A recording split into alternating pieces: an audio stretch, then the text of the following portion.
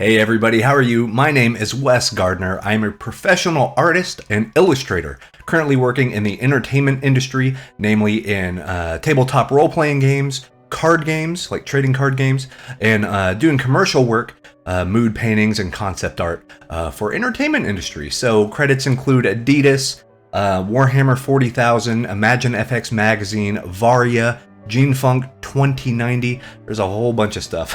But today we're going to be looking at my two favorite features in Rebelle 5. Now, I've used Rebelle since Rebelle 3, and one of these features has existed since Rebelle 3, and one of the reasons I kind of fell in love with the software anyway. But then the next one, the second one, is something brand new to Rebelle 5. Something that has been requested for years, I think. And I'm very excited about it. It works exactly the way I want it to, and I can't wait to show you what it is. We're going to do a quick rundown of what those tools are and how we're going to use them, and then we're going to do a narrated time-lapse video of a portrait. We're going to use some photo reference. We'll talk about that as well, but we'll take a look at kind of what these tools can do for us to make sure that our painting is expressive and emotional. It has some cool colors and blends and all that fun stuff. Everything you want out of a good digital painting. We'll try our best to put it in there. But without further ado, it's a pleasure to meet you all, and let's get to it.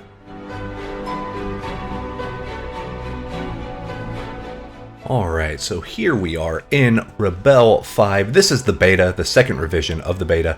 But I'm gonna go ahead and I'm gonna just make a 300 DPI canvas set up to 2480 by 3508. This is just one of the random I think it's either A4 or A3, one of those. And I just flipped it. Instead of going from landscape, I'm going portrait, since we are going to be doing a portrait. And this is the format I'm going to be using here. So first, I want to just change this canvas over. I really like the CA01 canvas. It feels the most like, let's say, the canvases you go out into the store and just grab like a value pack of canvases. This is the closest I found to feeling that way. And I'm just going to go ahead and keep the default color. I like to paint in my midtones and my underpaintings, so we'll just kind of go that way. But let me go ahead and get started. So the two features that I love about Rebelle 5. One, like I said, this first one is actually a rollover from earlier versions of Rebelle. And that's going to be our brush modes. So, here we have basically, if you've never used Rebelle before, you have your brush categories up here. So your inks, you get your pencils and your pastels, markers, airbrushes, express oils. So quick oils, they take less computer resources. But then you have oils and acrylics up here. This is usually my go-to here. I love the watercolors. I'm just not great at it. But we'll talk about that in my other video I'll be making for escape motions. But let's go ahead, and with these, you can see the different subcategories under the oil and acrylic brushes. You have your dabbers, which are great for dotting, things like that. You have your flats, you have your knife, so your palette knives right here, and you have your rake brushes, and then your rounds.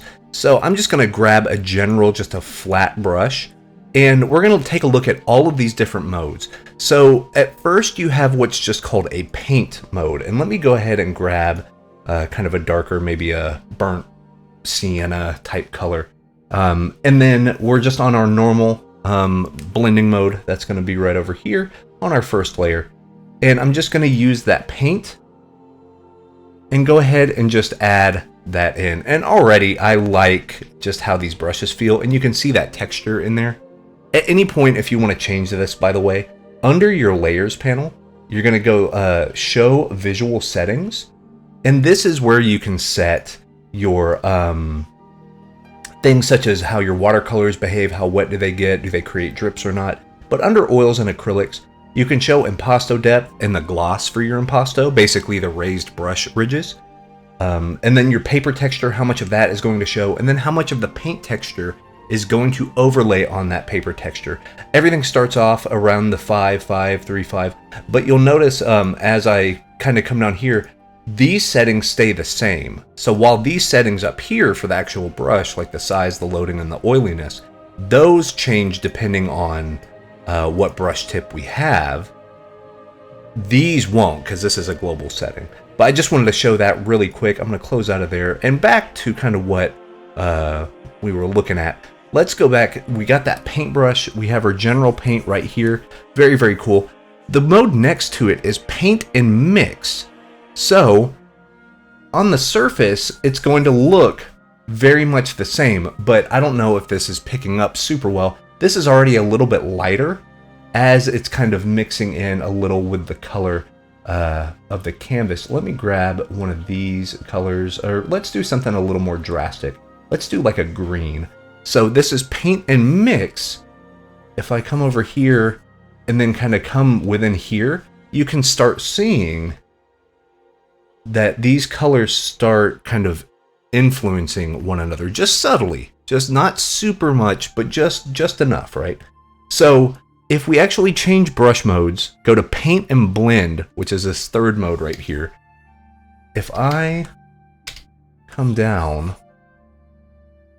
do this, and then we're gonna select that color again. You can see it's a little more cloudy, I guess, in the way that it can actually blend, because this is not only painting, but blending while we're painting. And you can even see, if you zoom in, you can even see the texture of the canvas retaining that darker, essentially where the canvas is quote unquote raised, while this other green is kind of seeping through the recesses right there in the canvas. It makes for a really dynamic look. Very, very cool. But I think my favorite feature, let me go ahead and put these colors once again right here. I'm still in that paint and blend mode. Let's do that. This fourth one, I think this was introduced in Rebelle 4 or a later version of Rebelle 3, but this blend brush is great because the only thing it's going to do is blend colors into colors. So you can see that it's not, if I try to paint with it, nothing happens. However, if I go over, do you see what I mean? It has this beautiful drag effect. And the reason why I love this so much is you can use any brush tip in the program in all four of these different modes. So you can experiment and get exactly, like if you get a fan brush with this blend right here, you can get some incredible looks. And it's just a click of a button, which is amazing. And you get the different dabber brushes. You can even come down here. My favorite to do with this blend is going to be the palette knife tools. The palette knife tools in Rebelle are ridiculously good. It really feels like a palette knife. And you even get that nice subtle pull up texture that you have. It feels very natural, very intuitive in the way that it works. And you truly get some remarkable looks. And then of course you can change brush sizes to get different impacts. That way, gorgeous. Yeah, I love it. The fact that you can actually mix and match these different blending modes within your brushes is awesome. Another thing, and I haven't used it a lot, but we're actually going to use it in our time lapse, is this dirty brush button. And what that means is any pigment that is brought up is going to stay on your brush. So if we get, let's say, we have our flat brush, select this, we bring this up, we bring the green, we're still going to have a little bit of the brown on our brush. We have this. We have this. So now you can start seeing these marks, and you see now how, pardon me, how now you have your browns in your greens. Then if we introduce, let's say, an orange, and grabbed the brown again, grabbed our green again, kind of grabbed all this, kind of blended these in together. Then if I go and make a set stroke, look at all of that nice pigment color. It's very subtle, but you can see that brown and that orange and that green gradation. And once again, this works with every single brush tip you have. If you want to talk about a way to make really pure, beautiful, smooth transitions from one value to another, this is a great way to do it. And also bringing in color saturations in the transfer from light to shadow. Yeah, we're going to talk a lot about these type of techniques during our portrait time lapse, but I just wanted to show you truly powerful stuff here. And it is almost sacrilegious, but I use the oil and acrylics way more than I use the watercolor. I know watercolor is really what put Rebelle on the map, but I think, I mean, this blending, the blending modes and stuff, and also, of course, you can use the eraser as well, and it's going to retain the brush mode or the brush tip shape, and then use it as a eraser as well. And that's where you can make some cool negative shapes. You can kind of get in there, and it still uses even the transparency. If you have a tablet device, it's going to have that transfer rate in there as well, so you can get the rake brushes, and you can even see we did some lines right there. If I zoom in here, you can still see a little bit of that pigment showing through from where it caught on the canvas. Really interesting stuff.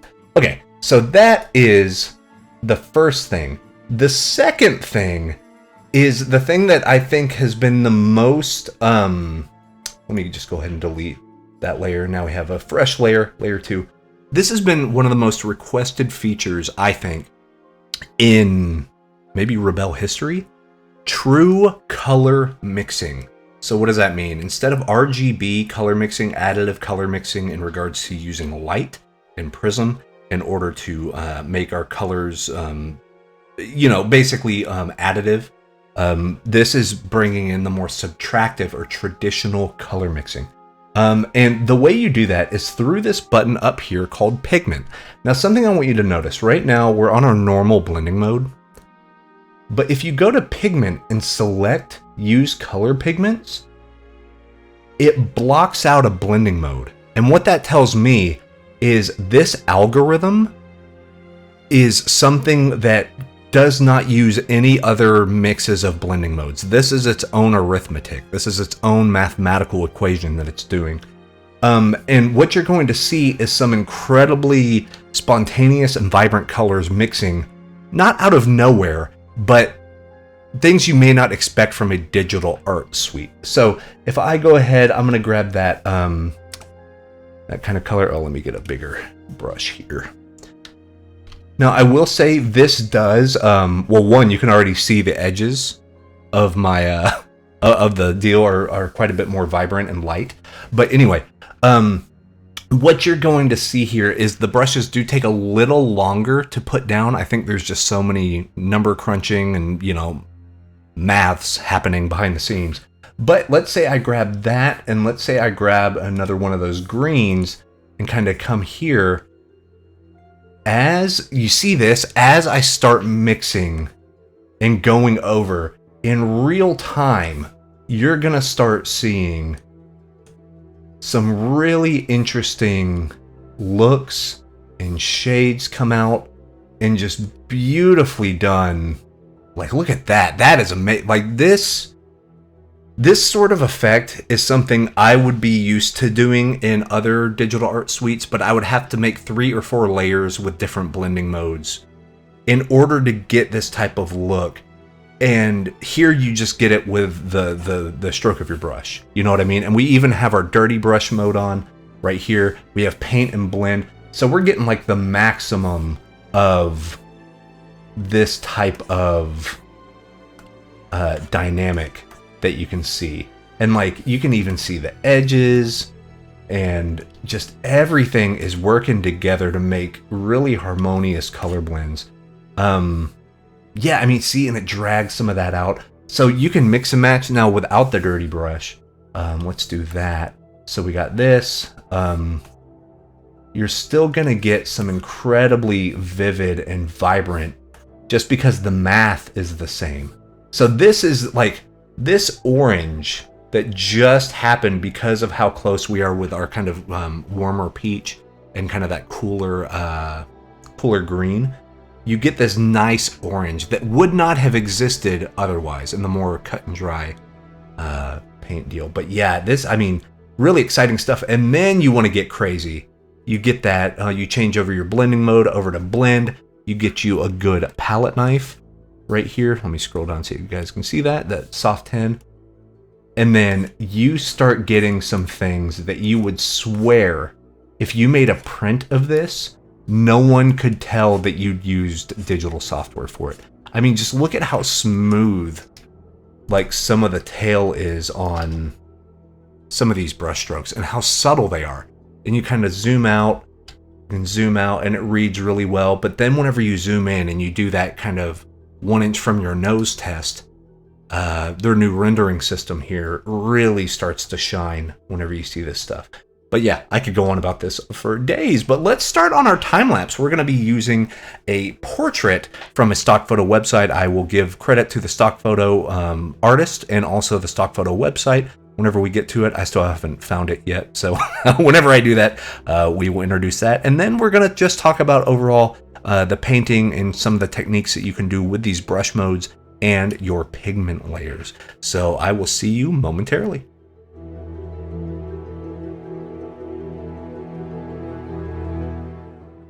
Alright guys, so now it's time for this time lapse. This took a total of about 2 hours and 15 minutes. And yeah, it was a lot of fun doing this one. This was actually over the course of 4 different painting sessions. I have a 6-month-old baby, so he takes a lot of time. And so kind of pausing here and there and going and fixing that. So, you know, taking care of the family, that type of thing. But I really enjoyed this piece. So before we get too far into this, I wanted to give a shout out to the website pexels.com. It's a great website for some good photo reference if you want to do some studies and still life, some portraits and stuff. I really enjoy using their stuff. It is royalty free. It's great for studies. And that's what I wanted to do here. And this one was by a user named Cotton Bro. So big shout out to Cotton Bro. I love the look and the mood and the feel of this. It looked like what really caught my eye is it wasn't really bombastic with the colors. It used a really good modified Anders Zorn palette. And I love the Anders Zorn palette. That's primarily what I like to use traditionally whenever I do oils, is the Zorn palette, just because you get so much just fun technique with being able to smudge colors and make different, you know, warms and cools and things like that, depending on what you have. And if you're not familiar with the Zorn palette, it's by, you know, got famous by Swedish painter Anders Zorn. And he used 4 main pigments, and that would be ivory, black, titanium white, yellow ochre, and there's a lot of debate on what the red was, but cadmium red light seems to be a pretty good one. Basically, you have 2 cools, which is your black and your white, and then you have 2 warms, which is the yellow ochre and the cad red, and you can do a lot with that, and that's really what I wanted to do. So one of the features that Rebelle 5 has is the ability to bring in more than one reference image. So while I brought in the reference image from Pexels, I could just, you know, color pick directly from that, but I kind of wanted to train my eye digitally using the Zorn palette. So I had my version of the digital Zorn palette that I brought in, and basically I made my own color set. So if you look on the right hand side where the color wheel usually is, this is just a set of colors that I took from that Zorn palette and kind of wanted to eyeball it and get something that was fairly close to what the actual reference image had. So, and I kind of limited it. I did some darks. I did a lot of midtones. This one was very midtone heavy. But it really made for some fun stuff. And you'll notice that I do a sketch at first. I'm not a great sketcher. That's one of my Achilles heels. But the nice thing about Rebelle is it has so many different types of like pastels and charcoals and, you know, just pencil tips that you really can customize a brush to feel just like sketching in a sketchbook. Usually when I do, it's using like a mechanical pencil on computer paper or something, you know what I mean? Very, I don't know, like draftsman-y. So drawing's not my forte. It's really just made to map out shapes and kind of compare shapes against one another to map out where I need to put my paint. And that's what I kind of rush into doing here. I kind of block out, you know, the shapes using line, and then I go in on a background color layer with the pigment, I guess blending mode on there, and then I just start going crazy. I use a lot of flat oil and acrylic brushes on here. I really like how the flat brushes feel. They feel very much like using flats in real life. The rounds I need to kind of modify a little bit. For whatever reason, I can't really wrap my mind around the rounds, ironically. But the flats just feel great, just right out of the box. And yeah, just pushing paint around is so much fun. And you can see these really subtle blends start to happen and things. And the pigment feature is just second to none, man. It's so cool. Yeah, it really feels like using oils with like Liquin or Galkid medium, or you know what I mean? Like it genuinely does feel like traditional painting. And what's nice is there's maybe the expectation of what should happen. And with some painting apps, you know, your results might vary. But the nice thing about Rebelle is it has that built-in spontaneity. So I like happy accidents. I like Bob Ross for that reason. He kind of, you know, preaches that. But I really enjoy that process of maybe it's a stroke that you didn't need to put down, or you didn't know that the colors were going to mix that way. But you end up seeing it and you end up liking it. And there's quite a few moments of that here in this piece. And it was just fun. I was just having a blast doing this. And this wasn't really about getting a one-to-one perfect likeness of the, you know, of the photorealism of the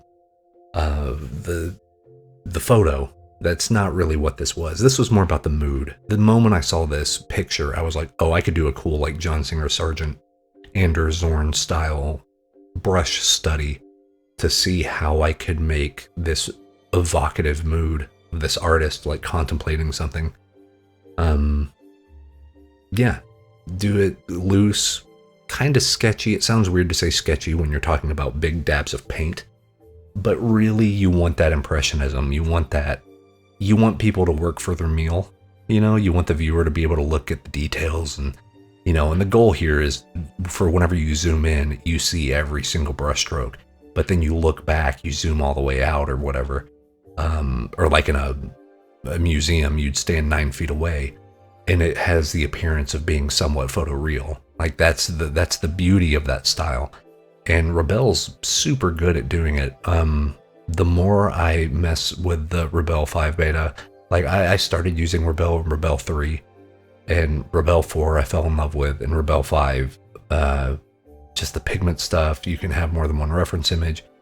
Some of the ways they've changed the render engine, really remarkable stuff. So just having a blast, and it's so much fun. And yeah, instead of me thinking that things have to be exactly right, I'm just having more fun with the process. And I think the more fun you have with the process, the better your result's going to be.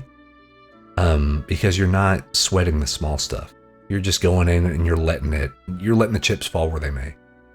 And there's something beautiful and really powerful about that. Yeah, not much else to say on this one. Really, I just did the shapes. I duplicated the layer. I went in on a normal blending mode and refined some of the shapes. I really wanted the focal point to be the face. So the face is a little bit more stoic in regards to brushwork. And then I actually go in with a blender and a smudge tool and just kind of get rid of some of the harder brush marks around there, because I want to show the soft curve of the cheeks and, you know, the way the nose goes into the kind of where the eye socket area and things like that are. It's more confident shapes, but less chaotic brushwork. And another cool tip that you can use, and you'll probably notice it as this gets further and further refined, is the closer I get to the focal point, which is going to be her face, the more refined the shapes become. And as we get further out, the more abstract and big and loose and like textury those brush marks get. And that does two things primarily. It makes a depth of field focus almost like it's a photograph, because everything that's not the focal point is out of focus. I know it sounds redundant, but you know what I mean? Like, I'm not super worried about sweating the details on a part that you shouldn't have to look at anyway. But then what it also does is it allows you to lead the viewer with brushstrokes. Like, use the brushstrokes as an arrow pointing to your subject, like pointing where you want them to look. And they will. Whenever they get around to, like, oh, maybe they look at the face for a bit and then they go off to one edge. If you look at any of the edges, there are marks either coming diagonally back up to the face or literally boxing you in and framing you back in to keep you engaged in the focal point. And it's just a lot of fun, because you'll notice that I did some of the outskirt stuff on that background layer and then never touched it again. Didn't blend anything, didn't add anything. I just put those big thick brush strokes down there. The impasto looks really good, and I left it alone. I didn't smudge it. I didn't do anything. And that's just super rewarding whenever you just put the marks down, and then it helps you build that confidence in your mark making. And I think that goes a long way for intent and stuff. But anyways, I hope this was helpful. Kind of a quick look at, like I said, about 2 hours and 15 minutes of a painting over 4 little paint sessions, and just a lot of fun. And it's always a good time whenever you have a good reference image and you're going and just doing some fun, loose studies. You know, there's no high stakes, there's no clients breathing down your neck. You just kind of get to enjoy yourself and learn about the process. And I can see myself doing a lot of this learning in the process for Rebelle 5, because it just makes it, that pigment stuff, man. Oh, it's so much fun. In fact, I might go right now and start making my other painting for my next time-lapse video for the channel. But thank you all so much, and a huge thanks to Escape Motions for allowing me to be part of this channel. It's an honor to be a featured artist, and I love it, man. It's so much fun, and I think you're gonna have a blast with it too. But that's my time. I'm Wes Gardner, and I will see you soon. Peace.